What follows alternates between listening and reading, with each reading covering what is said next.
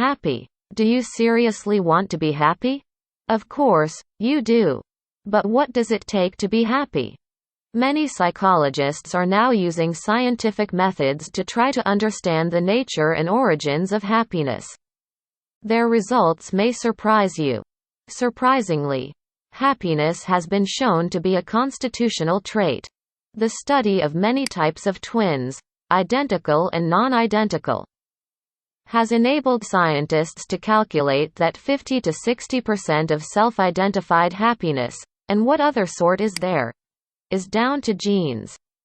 Of course, there is no one specific gene that determines happiness, but a great many, and they tend to overlap with the genes that determine personality.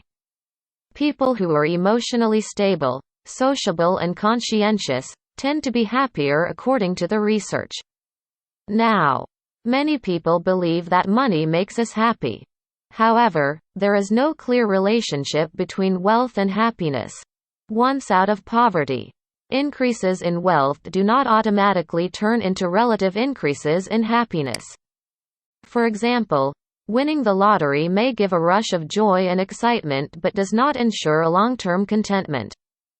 In fact, studies have shown that lottery winners take less pleasure in everyday events following their win. It seems that they soon get habituated to their money, while at the same time they have distanced themselves from their former lives and identities by leaving jobs, friends and lifestyle. Nor does a steady increase in income make for greater happiness. The more we have, the more we seem to want, so we are always stuck at the same level of satisfaction, dissatisfaction. The perception of wealth is a relative thing. We are discontented when those who we compare ourselves with are better off than ourselves. This goes some way to explain why, in most Western countries, average incomes have increased considerably but without any increase in the average levels of happiness. If wealth does not bring happiness, what about spending it? There is no doubt that shopping gives us a short-lived burst of pleasure, but very little more than that.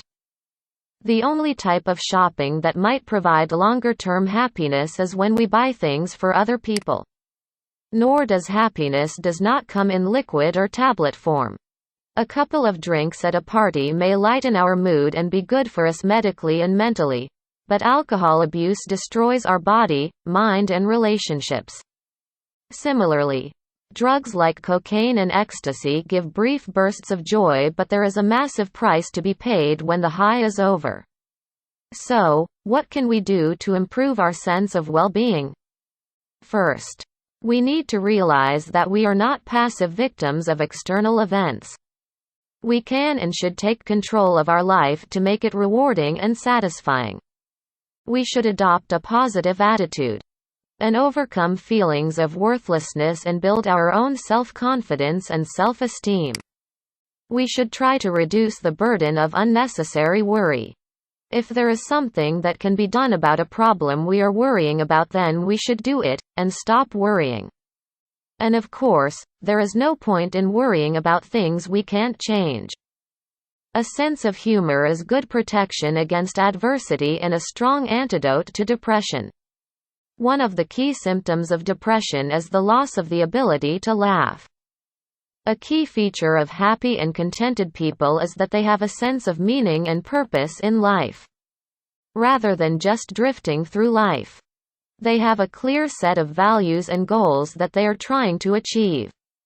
This could be associated with faith, humanitarianism and family values, artistic or scientific aspirations and career ambitions.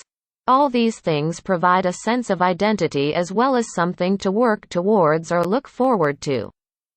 Happiness is a positive byproduct of keeping active, but not just being busy. We need to be doing things that raise self-esteem and bring us satisfaction. Controlling our own schedule and prioritizing activities that satisfy our own needs. And saying no to other people if necessary. Of course, this doesn't mean we have to be selfish. Being active members of the community or volunteering for a charity or helping your family can all create happiness, particularly for older people. So, should we actively pursue happiness? Curiously, the happiest people seem to be those who do not actively see it. Indeed, the pursuit of happiness may be counterproductive. To a large extent, happiness emerges as a byproduct of who we are and what we do. Conversely, people who focus on making others happy usually make themselves happy in the process.